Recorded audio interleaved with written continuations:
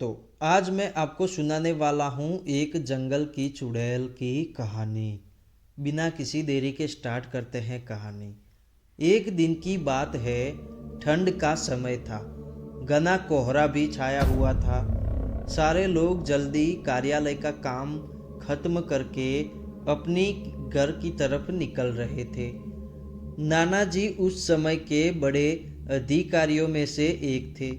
वे उस समय के उच्च वर्ग के लोगों में एक अमीन का काम कर रहे थे। रोज की तरह ही उस दिन काम खत्म होने के बाद घर के लिए अपनी गाड़ी से रवाना हो जाते हैं। रास्ते में उन्हें दुकान से कुछ सामान भी लेना था, तो वे और साथियों से अलग हो जाते हैं। उन्होंने घर की कुछ ज़रूरत के सामान लिए और गाड़ी आगे बढ़ा दी। आगे जाने पर उन्हें मछली का बाजार दिखाई देता है और वे मछली खरीदने के लिए गाड़ी को रोक देते हैं। ताज़ी मछलियाँ लेने और देखने में दादाजी का टाइम ज़्यादा ही गुजर जाता है। उनकी जब अपनी गाड़ी घड़ी पर नज़र गई तो उन्हें आभास हुआ कि आज तो घर जाने में बहुत ज़्यादा ही टाइम लगने वाला है। लेकिन घर पहुंचने में काफ़ी समय लग जाएगा। फिर यही सब सोचकर उन्होंने सोचा कि क्यों ना आज जंगल के रास्ते निकला जाए, तो वे जल्दी पहुंच जाऊंगा। तो उन्होंने अपना रास्ता बदला और जंगल की तरफ अपनी गाड़ी को घुमा लिया। समय रात का 11 बज चुके थे। गाड़ी तेज रफ्तार से आगे बढ़ रही थी। तभी अचानक तेज ब्रेक के साथ गाड़ी को रोकना पड़ा। उनकी गाड़ी के आगे एक औरत जोर जोर से रो रही है। उन्होंने सोचा इस वीराने में ये औरत क्या कर रही है। उन्हें लगा कि कोई मजदूर की पत्नी होगी जो नाराज होकर घर छोड़ के जंगल में भाग आई है। तो उन्हें उससे पूछा कि यहाँ जंगल में तुम कर क्या रही हो। लेकिन उसने कोई जवाब न देकर और जोर जोर से रोने लगी। सारे जंगल में उसकी रोने की आवाज़ गूंज रही थी। फिर नाना जी ने पूछा, तुम्हारा घर कहाँ है? लेकिन वो औरत कुछ भी ना बोली। तब नाना जी ने कहा कि आज चलो मेरे घर में रहना और सुबह अपने घर चले जाना। सारे जंगली जानवर से भरा है ये जंगल। चलो रुको मत, यहाँ आज मेरे घर में सबके लिए खाना बना देना और कल सुबह अपने घर चली जाना। उसने ये सुना तो झट से तैयार हो गई और गाड़ी के पीछे सीट पे जाकर बैठ गई। सिर पे बड़ा सा घूंघट डालने की वजह से उसका चेहरा भी नहीं दिख रहा था। कुछ ही देर में गाड़ी घर के दरवाजे पे थी।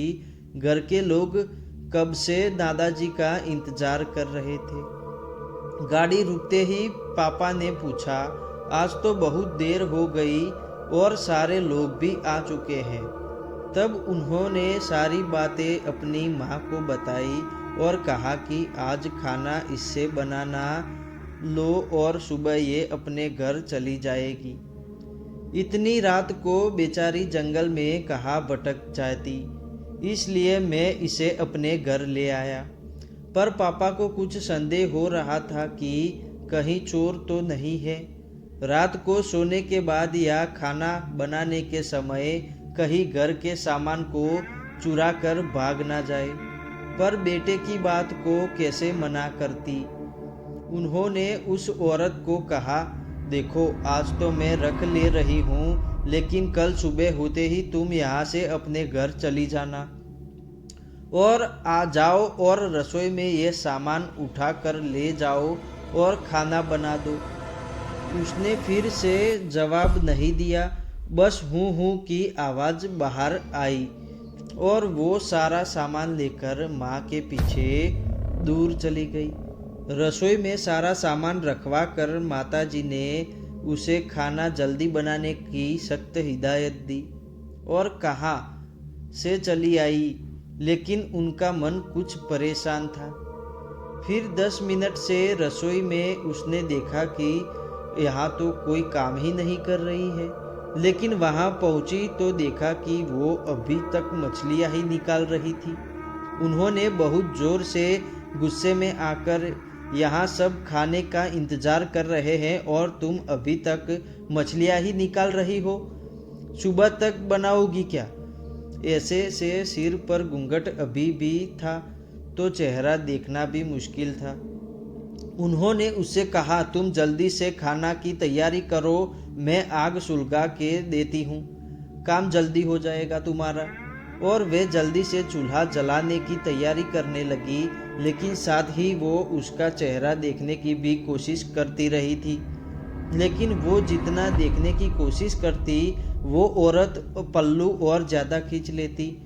अंत में हार कर वे बोली, देखो मैंने आग सुलगा दी है और अब आगे सारा काम तुम्हें ही करना पड़ेगा, कुछ ज़रूरत हो तो बुला लेना। लेकिन वो फिर कुछ नहीं बोली। अब उन्हें लगा कि यहाँ से जाने में ही ठीक है, वरना मेरा भी समय खराब हो जाएगा। अनजाना लोग से डर रही थी वो। ये सब सोचकर उन्होंने उसे कहा कि मैं आ रही हूँ, जल्दी से खाना बनाकर तैयार रखना, और वहाँ से निकल गई। मन अभी तक परेशान ही था, कभी अपने कमरे में, कभी बच्चों के भी बाहर से देख रही थी, कहीं कुछ अनहोनी ना हो जाए। 1 मिनट भी आराम से नहीं बैठ पाई। अभी 5 मिनट ही हुए थे। उनके लिए वो घड़ी पहाड़ी से भी ज़्यादा गति से नहीं चल रही थी। समय बीत ही रही थी। 8 मिनट बड़ी मुश्किल से गुजरते और वे तुरंत ही कुछ सोचकर रसोड़े में देखती और वहां पहुंचकर आया। जैसे ही उन्हें रसोई घर का नज़ारा देखा, उनकी आंखें फटी की फटी ही रह गई। उनके पैरों तले जमीन ही खिसक गई। जाया था कि नहीं पीछे, उन्हें हृदय की धड़कनें रुक गई थी। वो औरत रसोड़े में बैठकर सारी कच्ची मछलियां ही खा रही थी। सारे रसोड़े में मछलियां और खून बिखरा पड़ा था। उसके सिर में घूंघट भी उतरा पड़ा था। इतना खौफनाक चेहरा आज तक दादी माँ ने कहीं भी नहीं देखा था। बाल, नाखून सब बड़े हुए थे। मछलियां खाने में मग्न हो की वजह से उसे कुछ ध्यान ही नहीं था, और खुशी से कभी चार वो आज भी निकल रही थी। हूँ सी आवाजें गूंज रही थी रसोड़े में। रसोड़ा पिछवाड़े में ही की वजह से और लोगों का ध्यान भी इधर नहीं आ रहा था। माँ को भी कुछ नहीं समझ आ रहा था कि चिल्लाने से कहीं घर के लोग को नुकसान ना पहुंचा दे। वो चुड़ैल से अपने घर को कैसे बचाए, उन्हें समझ नहीं आ रहा था। बस भगवान का नाम ले रही थी, दिमाग में आ रहा था। अचानक वे आगे बढ़े, लेकिन उसकी तरफ और झट से एक था लिया। चूल्हे की तरफ दौड़ के उन्होंने एक चिंगारी चुरा ली। चिंगारी हाथ में लेते ही उस औरत के आगे कर दी। माँ कुछ भी देर नहीं करना चाहती थी। उन्हें पता था कि आज अगर जरा सी भी लापरवाही होती तो बहुत ही ज़्यादा अनहोनी हो जाती। उसे चुड़ैल के कुछ करने से पहले ही उन्हें चूल्हे तक पहुंचना था, और चूल्हे के पास पहुंचकर उन्होंने जलता हुआ कोयला हाथ में ले लिया और चुड़ैल की तरफ जोर से फेंका। आग की जलन की वजह से वो अजीब सी डरावनी आवाज़ें निकालने लगी। अब तो उसकी आवाज़ से बाहर भी जा रही थी। सारे लोग बाहर से रसोड़े में आ रहे थे।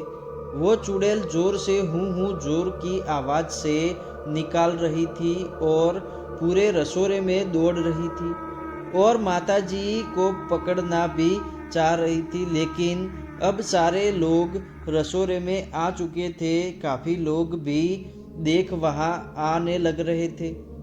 लोगों की भीड़ को ठेलती हुई वो बाहर जंगल की तरफ भाग गई। और सारे लोग ये मंजर देखकर डरे सहमे से खड़े थे और मन ही मन माता जी का नाम ले रहे थे। हिम्मत की दाद देनी पड़ेगी तो ऐसे छूटा चुड़ैल का पीछा। आई होप कि दोस्तों आपको आज की कहानी पसंद आई होगी। ऐसे ही हर रोज कहानियाँ सुनने के लिए हमारी चैनल को ज़रूर से सब्सक्राइब कर दीजिए और हमारी चैनल को सपोर्ट कीजिए। धन्यवाद।